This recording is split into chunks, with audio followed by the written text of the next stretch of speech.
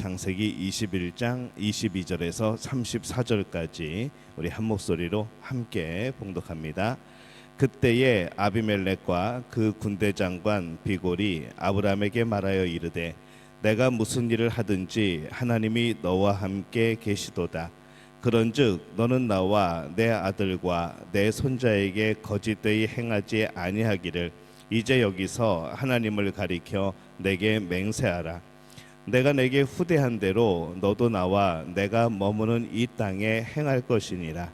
아브라함이 이르되 내가 맹세하리라 하고 아비멜렉의 종들이 아브라함의 우물을 빼앗은 일에 관하여 아브라함이 아비멜렉을 책망하매 아비멜렉이 이르되 누가 그리하였는지 내가 알지 못하노라. 너도 내게 알리지 아니하였고 나도 듣지 못하였더니 오늘에야 들었노라. 아브라함이 양과 소를 가져다가 아비멜렉에게 주고 두 사람이 서로 언약을 세우니라. 아브라함이 7 암양 새끼를 따로 놓으니 아비멜렉이 아브라함에게 이르되 이 7 암양 새끼를 따로 놓음은 어찌미냐.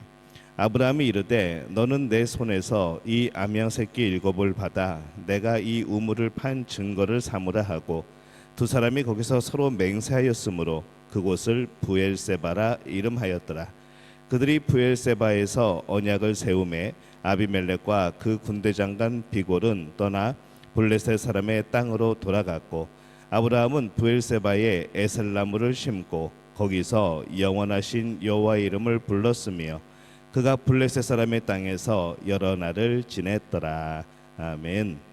할렐루야. 하나님의 은혜가 이 오늘 새벽에 주 앞에 나와 기도하는 우리 믿음의 가족들에게 함께 하시기를 예수님의 이름으로 축원합니다. 오늘 말씀은 이 아브라함이 아비멜렉과 언약을 맺는 그런 내용을 담고 있습니다.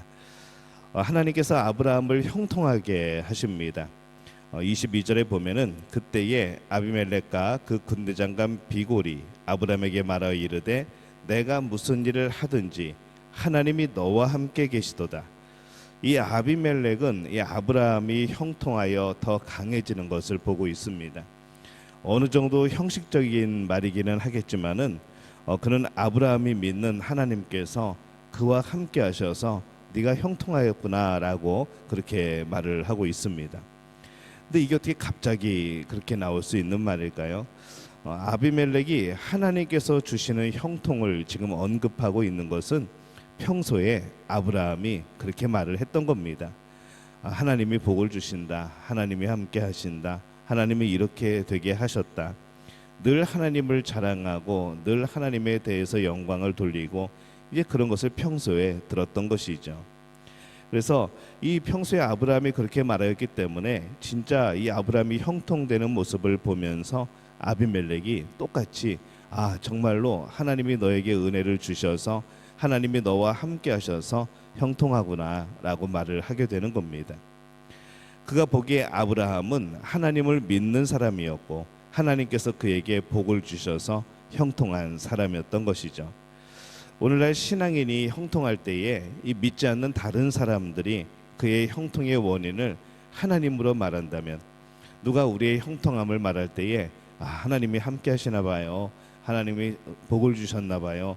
이렇게 말할 수 있다면은 우리가 평소에 하나님에 대해서 말하였기 때문에 그들도 그렇게 말하는 겁니다.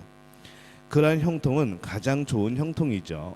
단순한 형통이 아니라 하나님께 영광이 되어지는 것. 하나님은 우리에게 복을 주시고 또 그 복을 주심으로 하나님은 또 영광을 받으시고 우리는 복을 받고 우리는 또 하나님을 자랑하고 이것이 우리 믿는 사람들의 우리 신앙인들의 진정한 형통의 복이 되어지는 겁니다.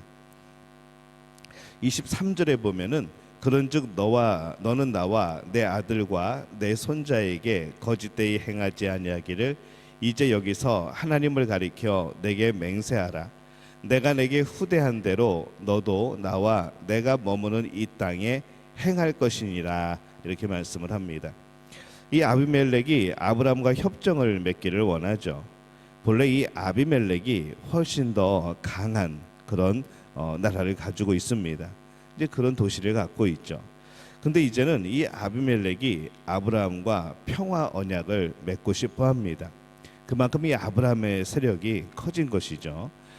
이 하나님께서 아브라함에게 별처럼 많은 자손과 이 가나안 땅을 약속을 하십니다.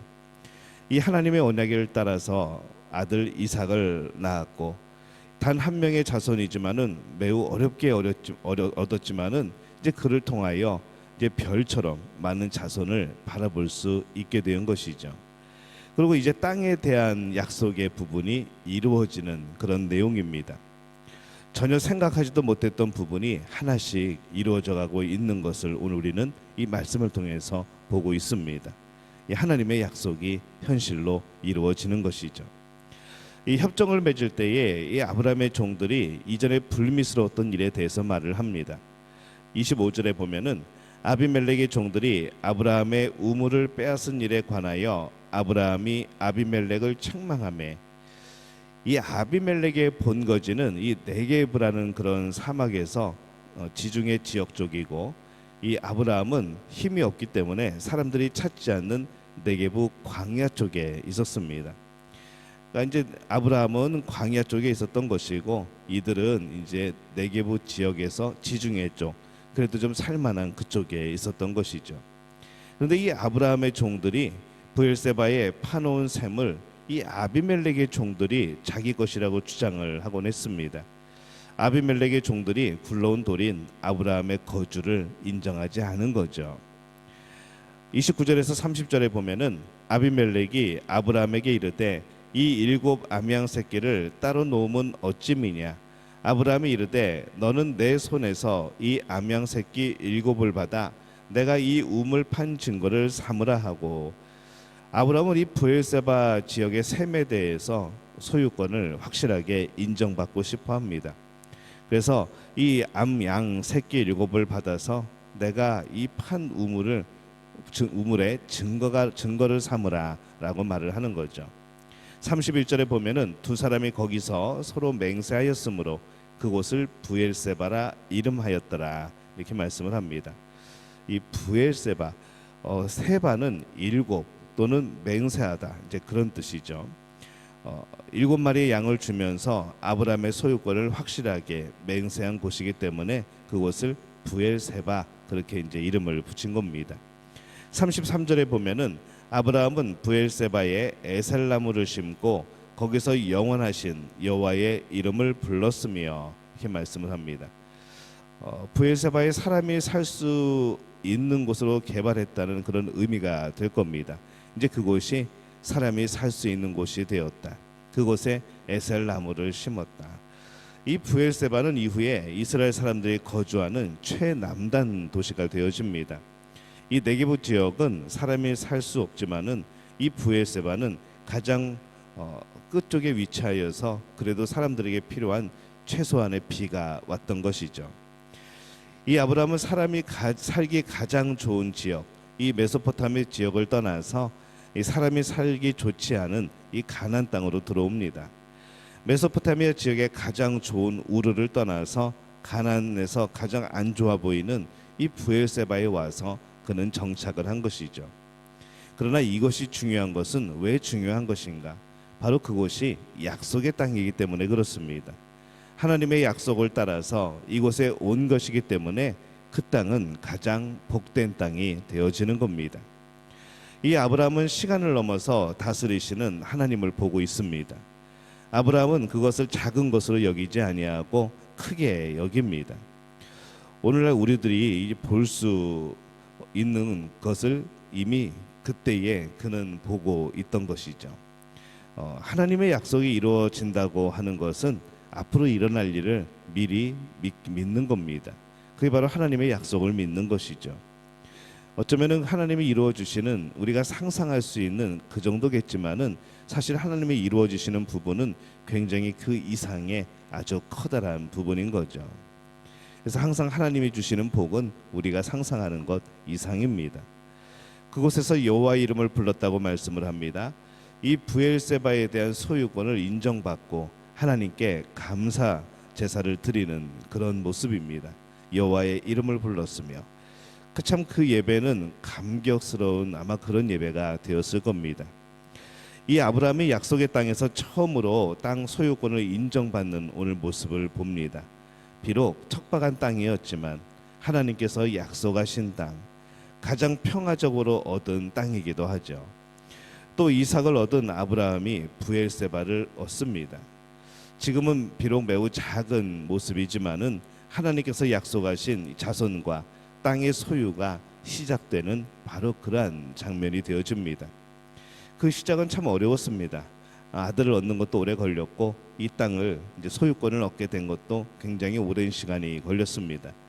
그러나 생각해 보면은 오히려 오랜 시간이 걸렸기 때문에 더 복되게 걸어갈 수 있지 않았을까라는 생각을 해봅니다. 무엇인가 우리는 빨리 이루어지고 빨리 해결되어지고 빨리 뭔가 눈앞에 보이고 이것에 대해서 너무나도 길들여져 있는 그런 모습들이 아닌가라는 생각을 해보죠. 그러나 속도가 중요한 것이 아니라 방향만 맞다면, 하나님이 주신 약속만 붙든다면은 그 약속은 반드시 이루어지고 우리는 그 약속에 도달하게 되어지는 겁니다. 두려워하지 않고, 늦는 것을 두려워하지 않고, 뭔가 더뎌지는 것을 조급해하지 않고, 그렇게 하나님의 약속을 기다리며 한 걸음 한 걸음 나가게 될 때에 진정 우리에게 주시는 놀라운 형통의 복이 임하게 될 줄로 믿습니다. 우리 믿음의 가족들이 오늘 그 복을 누리게 되어지시기를 예수님의 이름으로 축원합니다.